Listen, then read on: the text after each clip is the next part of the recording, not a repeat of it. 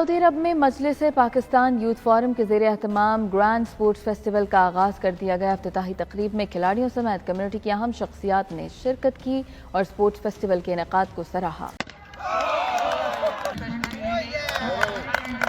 سعودی دارالحکومت ریاض میں مجلس پاکستان یوتھ فورم کی جانب سے گرینڈ سپورٹس فیسٹیول کا آغاز کر دیا گیا، جس میں کرکٹ، فٹ بال اور والی بال کی مختلف ٹیمز شرکت کر رہی ہیں۔ یوتھ فورم کے سرپرست اعلیٰ نعمان صابر اور مجلس پاکستان کے صدر رانا عبدالرؤف نے کرکٹ ٹورنامنٹ کا افتتاح کیا۔ ان کا کہنا تھا کہ کھیلوں کی صحت مند سرگرمیاں ہمارے دین اور اسلام کا حصہ ہیں اور ہمارا مقصد بھی یہی ہے کہ سعودی عرب میں مقیم پاکستانی نوجوانوں کو کھیلوں کے میدان میں ایسے مواقع فراہم کیے جائیں جو ان کی زندگیوں میں مثبت اثرات مرتب کریں۔ مجلس پاکستان یوتھ فورم کے چیئرمین سید ثاقب زبیر اور صدر ملک ریاض شاکر کا کہنا تھا کہ کورونا کی وجہ سے کھیلوں کی سرگرمیاں بھی ماند پڑ چکی تھیں، جن کے بحال ہونے سے کھلاڑیوں کو کھیلنے کے مواقع فراہم ہوں گے اور صحت مندانہ سرگرمیوں کو فروغ ملے گا، اور ہم سعودی قیادت کے ممنون ہیں۔ گرینڈ سپورٹس فیسٹیول میں مختلف کرکٹ ٹیمز کے درمیان دلچسپ اور سنسنی خیز مقابلے ہوئے، جن کو دیکھنے کے لیے کمیونٹی ممبران کی بڑی تعداد موجود تھی۔